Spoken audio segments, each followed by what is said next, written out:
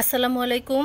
নারায়ণগঞ্জ সরকারি মহিলা কলেজের মানবিক বিভাগের দ্বাদশ শ্রেণীর ছাত্রীরা, গার্হস্থ্য বিজ্ঞান দ্বিতীয় পত্র ক্লাসে তোমাদেরকে আমন্ত্রণ জানাচ্ছি। আমি ফারিয়া হক, প্রভাষক, গার্হস্থ্য অর্থনীতি বিভাগ, নারায়ণগঞ্জ সরকারি মহিলা কলেজ, নারায়ণগঞ্জ। ছাত্রীরা, আশা করছি তোমরা সবাই ভালো আছো, সুস্থ আছো। করোনার প্রভাব যাই থাকুক না কেন, আমরা স্বাস্থ্যবিধি সবসময় মেনে চলার চেষ্টা করব। তার কারণ হচ্ছে সামনে শীতের সিজন আসছে, তো আমাদের মধ্যে যে নিয়মানুবর্তিতা ছিল সেটা যেন কখনোই ভেঙে না যায়, বা আমরা যেন এটাকে অবহেলা না করি। কারণ এখন রাস্তাঘাটে যত্রতত্র দেখা যাচ্ছে যে প্রচুর মানুষ, এবং কেউ সেভাবে কিন্তু স্বাস্থ্যবিধিগুলো মানছে না। তো অ্যাজ এ টিচার তোমাদের কাছে আমার অনুরোধ রইল যে তোমরা ঘরে অবস্থান করবে এবং তোমরা সব স্বাস্থ্যবিধিগুলো ঠিকমতো মেনে চলবে। ছাত্রীরা, আজকে আমরা একটু ক্যালসিয়াম, ম্যাগনেসিয়াম, আয়রন, এই ধরনের যে খনিজ উপাদানগুলো আছে সেগুলো সম্পর্কে আমরা একটু জানব। গত ক্লাসে আমি তোমাদেরকে ভিটামিন B12 অর্থাৎ বি গ্রুপের শেষ যে সদস্য সেটা সম্পর্কে বলেছিলাম। তো আমরা আসলে নবম অধ্যায়ে আছি, যেখানে আমরা ভিটামিন এবং মিনারেলস সম্পর্কে জানতে পারছি। তো ভিটামিনগুলো মোটামুটি আমাদের লেকচার নেওয়া শেষ। Vitamin A, D, E, K, তারপর হচ্ছে ভিটামিন বি গ্রুপের যে সদস্যগুলো আছে সেগুলো, এবং ভিটামিন সি, সবগুলোই আমি তোমাদেরকে ক্লাস নিয়েছি। তো আমরা আজকে থেকে খনিজ উপাদানটা শুরু করলাম। তো খনিজ উপাদানের প্রথমেই আছে ক্যালসিয়াম। তোমরা সবাই মোটামুটি জানো যে ক্যালসিয়ামটা আমাদের জন্য খুবই গুরুত্বপূর্ণ। যেমন আমাদের হাড়, দাঁতের গঠন, এগুলোতে কিন্তু এটা খুব একদম গঠনমূলক উপাদান হিসেবে কাজ করে। ক্যালসিয়াম, ফসফরাস এগুলো একসাথে কাজ করে, তো সেখানে ভিটামিন ডিও থাকে। তো আমরা প্রথমে ক্যালসিয়াম সম্পর্কে কিছুটা জানবো, ক্যালসিয়ামের উৎস, কাজ এবং অভাবজনিত অবস্থা। ছাত্রীরা, তোমরা এখানে ক্যালসিয়াম যুক্ত খাবারের কিছু ছবি দেখতে পাচ্ছ। ফুড সোর্স, বাঁধাকপি আছে, কিছু নাটস আছে, সিডস আছে, এখানে আছে হচ্ছে এইটাকে বলা হয় ফিগ বা ডুমুর, এইটাকে হচ্ছে তো তিন বলা হয় আরবিতে। তো এটা একটা ফ্রুটসের মধ্যেই পড়ে, এটা গ্রেপ ফ্রুটস। তোমরা জানো যে ছোট মাছ, তারপরে শাক, বিভিন্ন ধরনের বাদাম, যেমন বাদাম, স্যামন ফিশ, তো এগুলো সবই ক্যালসিয়ামের খুব ভালো উৎস। ছাত্রীরা, তোমরা আরও দেখতে পাচ্ছ কিছু ক্যালসিয়ামের আরও কিছু উৎস দেখা যাচ্ছে পিকচারে। সেগুলো নিচে দেখো নাম লিখে দেওয়া আছে। অ্যামন্ড, তারপরে হচ্ছে অ্যামারান্থ গ্রেইন, এটা হয়তো আমাদের জন্য একটু অপ্রতুল হতে পারে। অ্যাপ্রিকট, এটা কিন্তু পাওয়া যায়। Blackberry, black beans, Brazil nut, bread, broccoli, তারপরে হচ্ছে ফেনেল, অলিভ, কিডনি বিন, কেইল, যেটা সামুদ্রিক শৈবাল বলা হয়, সিনেমন, দারচিনি, তারপরে এখানে আরও আছে চিকপি আছে, অরেঞ্জ আছে, তারপরে সিসাম সিড অর্থাৎ তিল যেটা, সেটা তোফু, এটা জাপানি একটা খাবার। এটা হচ্ছে সয়া মিল্ক অর্থাৎ সয়া থেকে তৈরি হয়। ওয়ালনাট, এটা এক ধরনের বাদাম। তো এগুলো সবই কিন্তু ক্যালসিয়ামের খুব সুন্দর উৎস। মেয়েরা, তোমরা দেখতে পাচ্ছ ক্যালসিয়াম সম্পর্কিত যে তথ্যটা আছে সেটা বইয়ের 148 পেজ। আমার কাছে আগের যে বইটা ছিল সেখানে 148 নাম্বার পেজ। এটা কিন্তু আমি পড়াচ্ছি রাফিকা সুলতানা ম্যাডামের বইটা থেকে। তো 148 নাম্বার পেজে গেলেই তোমরা এই দেখতে পাবে ক্যালসিয়াম।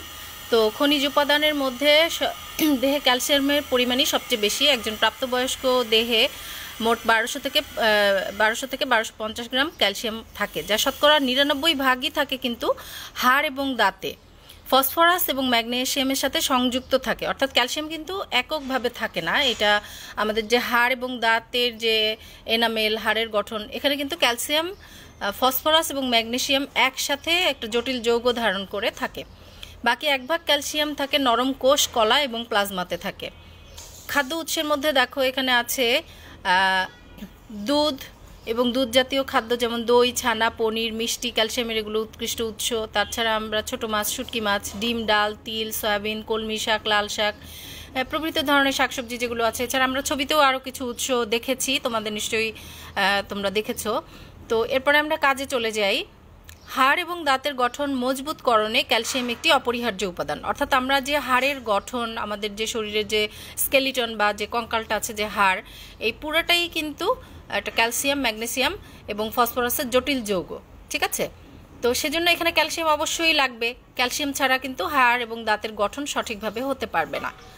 হৃৎপেশির স্বাভাবিক সংকোচন প্রভাবিত করে, অর্থাৎ আমাদের যে শরীরের যে হৃৎপেশি আছে, হৃৎপিণ্ডের মধ্যে যে পেশিগুলো হৃৎপিণ্ডকে সংকোচন এবং প্রসারণ করতে সাহায্য করে, সেখানে কিন্তু ক্যালসিয়ামের প্রয়োজন হয়, কারণ হৃৎপেশির স্বাভাবিক সংকোচন প্রভাবিত করে, অর্থাৎ স্বাভাবিকভাবেই যে সংকোচন প্রসারণ, সেখানে ক্যালসিয়াম প্রয়োজন হয়। তাহলে ক্যালসিয়ামের যদি অভাব ঘটে তখন কি হবে, যে স্বাভাবিক সংকোচন সেটা কিন্তু নষ্ট হয়ে যাবে। দেহের ক্ষতস্থানে অনুচক্রিকা এবং থ্রোম্বোপ্লাস্টিনের সহায়তায় রক্ত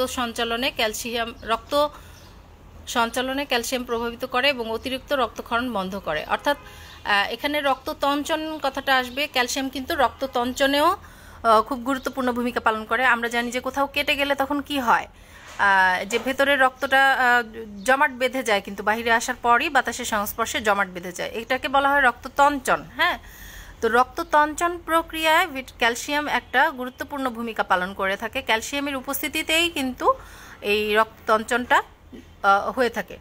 তো যদি ক্যালসিয়ামের অভাব থাকে তখন কি হবে, রক্ততঞ্চিত হতে পারবে না, রক্ততঞ্চন প্রক্রিয়াটা স্বাভাবিক থাকবে না। ফলে কি হবে, কোথাও কেটে গেলে কিন্তু সহজে রক্তপাত বন্ধ হবে না, অতিরিক্ত রক্তপাত ঘটে যাবে।